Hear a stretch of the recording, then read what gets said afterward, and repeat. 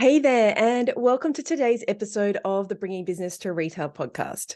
Now, I know as much as anyone how difficult it has been to hire people over the last couple of years. I mean, we have hired people for our marketing agency. We have hired people in our sales team. I've hired a business manager. I've actually hired and fired probably 10 people in the last 12 months. Now, how many of those have stayed? Actually, only a couple of them. And you know as well as I do that when you get a great team member, you do everything you can to keep them in your business because you can't grow a business with one brain alone. I have this like fangirl crush on Layla Hermosi, and she said that at a conference recently. She's like, one brain alone cannot build $100 million business. You know that. I know that.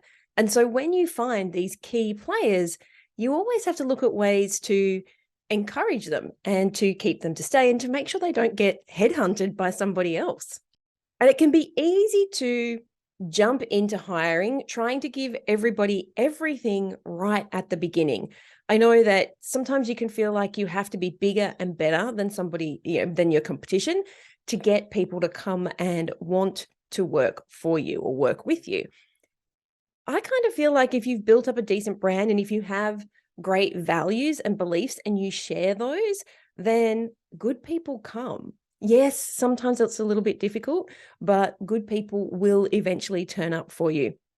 It is the same with retaining your customers and retaining your team. Is if you have that brand, if you have that culture, if you have that ethos, people love being part of a community. I did a little, inside of our Facebook group, we've got a free Facebook group called the Retail Academy. And inside of that, someone asked recently about how to incentivize their team for a job well done. And so in today's episode, it's just a little conversation that I had, a little reply to that question based on what I have been doing in the past, what I do right now, how I've changed what I offer over the years. And sometimes the simplest little thing that you can give them actually doesn't cost any. There's a couple of things that you can give them that don't actually cost you anything. So that's what we're going to talk about in today's episode. Now, Christmas is everywhere. And Christmas for most of you means a lot of cash coming into your business. And it also means making sure that you have a good team around you. So today's episode is really going to help you with that. But I just wanted to quickly jump in and remind you that right now, if you are finding that the customers aren't coming in, or if you are finding that you're maybe not getting the sales that you want, potentially it's because you haven't got all that fresh stock coming in that customers are going to expect. And quite often that is simply because you don't have the cash flow. And you don't have the cash flow because the money's tied up in the stuff that is already sitting on your shelves. So just a reminder that you can jump in and grab my 9 fail-proof ways to move old stock masterclass over at selenaknight.com/stock, where I'll share with you why the stock isn't moving, my formula to work out how to get rid of it, and then 9, in fact, there'll be 10 very, very soon, ways to get rid of that stock and get the cash flow coming in. Now, I'm going to tell you now, the masterclass is not rocket science. It is stuff that works, and we know it works because you guys have been putting the strategies into place and telling myself and my team all the money that you've been making, everything from a couple of $1,000s right up to $20,000 in just a few hours. Now think about what that could do for your business, like even just an extra $2,000. If you could make $2,000 this weekend, what would that do for your business coming into Christmas? I'm guessing kind of a lot, right? So putting these strategies into play actually can make a huge difference for your business and for your ongoing customers. All right, you can grab that over at selenaknight.com/stock. But now let's jump into today's mini episode on how I think you can incentivize your team for great work. Hey there, and welcome to the Bringing Business to Retail podcast.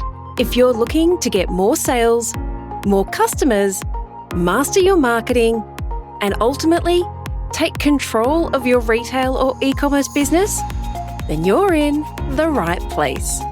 I'm Selena Knight, a retail growth strategist and multi-award-winning store owner whose superpower is uncovering exactly what your business requires to move to the next level.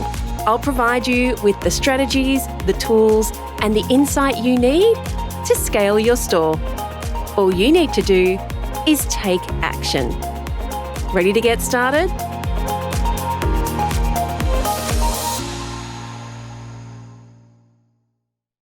Hey, Kevin, I just want to jump in and say, great question. First of all, let's break this down into two parts. You've got people who don't want to work weekends and you're already paying a decent minimum wage, and then you've got the bonuses. So I'm going to answer your question in two parts. Let's look at working weekends first. Now, first of all, I will say that in all my time of hiring, which is around 20 years, this right now, like the last 12 months have been the hardest to try and find good people. I mean, there's everything been written about it. But what I have to say is we have always managed to attract really good people into our business. And that is because we set up the expectations right from the beginning. So making sure that your values are in the job ad, making sure that you are really clear on the behavioral types and the culture of your business, putting that into like your original job post is key for us. I mean, inside of our Supercharged Mastermind, we actually have what we call the ultimate hiring guide that helps you hire people within 3 hours of your time. And we talk about behavioral profiling and culture fit and making sure that the person, like putting what we call Easter eggs into job ads to make sure that before you even waste your time, getting somebody to an interview, you've got a really good, not expectation, but a really good indication of whether this person is at least potentially going to be a match. So I would say that to begin with is really setting up those expectations right from the beginning. The other thing I would say is if it's your existing staff, were they hired to work on weekends? Because, I mean, let's just go back to the job ad. I would make it really clear that weekends are an expectation. It is not optional. And so if they don't want to work weekends, they don't bother to apply. If it's your existing staff, what were they hired to do? Were weekends included in that? And if so, you're the CEO of the business, I assume. So you've got to put your foot down. They're rostered on or, they don't kind of come in. Like the fact is, if they're hired to do a job and they don't come in, they're not the right people. Okay. And that sounds really harsh. And I know sometimes, especially right now, just warm bodies is better than nothing. But if that culture is being set by a select few, then it's just going to poison the rest of your team. So getting it right from the beginning, and then really reinforcing that for your existing people if that's what they were hired to do. And I would just add here that I'm guessing you're probably in the US. Here in Australia, if you work weekends, you do actually get paid more. There is a weekend loading. So maybe that is something that you potentially look at putting into place, is if it's not already a requirement, that there is a small extra percentage if they come in on the weekends. Okay, that was part one. Part two was incentives. Now, I'll ask first up, do they have KPIs? Like, do they have targets and are they meeting them? Like, realistically, if they don't know what they need to hit, if they don't know the numbers they need to hit, people will always underperform. But I'm assuming from your question that your people are actually overperforming, and that's why you're looking at incentives, which is fabulous. Kudos to you. Now, in my stores, we had daily and weekly sales targets. Now, daily sales targets were conditional because we knew that on certain days we would make more money than others, like we would make more money on a Saturday than we would on a Monday.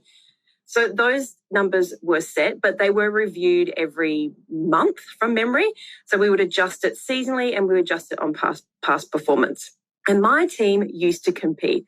I can't tell you the number of times where one store would call another just to gloat about the fact that they had hit their daily target at a certain time. So if they hit their target by 11 a.m., you can guarantee that they were calling the other store to tell them. So it was just, you can't underestimate a little bit of friendly competition within a business. if you haven't already checked out Maslow's hierarchy of needs when it comes to workplace, I strongly suggest that you look at that too, because what you'll actually find is the higher people get in their needs being met. So obviously the bottom is, having a job, having security, getting paid. But as you move up, the things that you want aren't necessarily monetarily. The most overlooked thing that people forget is just saying thank you and you've done a great job and I'm really proud of you, and actually meaning it. So not getting the team together at the end of the day and saying good job, but just saying to someone, maybe if you're not in the store or if you're, these are remote people, just sending them a little voice message going, hey, I just wanted to say thanks for your help today. I really appreciate you being part of the team. Like I do that like maybe 2 or 3 times a week. I'll just send a voice message, takes 5 seconds, but that makes a huge difference to my team. Now, actual monetary incentives, monetary incentives, I personally love credit to spend in store because it's a win-win for you. If they have credit to spend in store, then the actual cost of that bonus to you is it's cost of goods, right? That's it. And if I can get that number down as low as possible on my money pillar, I am super happy. So credit to spend in store is always my first port of call. You could also give, if you've got a store that they love to shop in, tiered discounts. So based on like what they did per week, they might get 30% off for something the next week, or 20% or 10%. You could look at putting those two things together. But I mean, my staff were always overachievers, so I was always looking for ways to incentivize them. And I can tell you what, apart from saying thank you, the simplest thing was just asking them what they wanted. So I had one lady who she always used to spend gift vouchers on her family. So she said, I want a gift voucher to a store that only I can shop in. So it was a ladies' fashion store. I just want that because I can't spend it on anyone else. And I know that I will go in there and will buy something for myself. And maybe I'll save them up and I'll buy, something bigger. The other one that was quite popular was petrol or fuel, gas vouchers. If you've got, families that especially are feeling the pinch right now, something as simple as that can make a huge difference. But just asking them is the easiest way to find out what kind of incentive they want. You could also look at saving it up for big quarterly bonuses. I know that a lot of my bigger retailers do that. They'll do a quarterly bonus, which is a big, not a big chunk of change, but it might be hundreds, if not $1,000 or $2,000. You just got to make sure that you put that money aside for it. So when when it's time to pay for it, you're not scrambling around looking for the money. And don't overlook social status. So millennials and Gen Z, they love social media. They love validation. So sharing them on your social media posts, doing employee of the week or employee of the month, just doing a shout out to them on social media, doing an intro, putting them in your newsletter, all that kind of stuff it's rewarding and it's not going to cost you anything. So don't underestimate those things. I know that you said you wanted to avoid group incentives. That is you digging into your POS or into your sales stats and working out who is actually spending the money. If that's not something you can do right now, maybe you look at, at the end of the month, you bring a food truck in for lunch or for dinner, or you take them out for dinner, or just simply getting some takeaway, all those sorts of things. I hope that has been way more long-winded than I expected it to be, but I love incentivizing my team and I've always had a fabulous team. So that's a wrap. I'd love to hear what insight you've gotten from this episode and how you're going to put it into action. If you're a social kind of person, follow me at @TheSelena and make sure to leave a comment and let me know. And if this episode made you think a little bit differently, or gave you some inspiration, or perhaps gave you the kick that you needed to take action, then please take a couple of minutes to leave me a review on your platform of choice. Because the more reviews the show gets, the more independent retail and e-commerce stores just like yours that we can help to scale. And when that happens, it's a win for you, a win for your community, and a win for your customers. I'll see you on the next episode.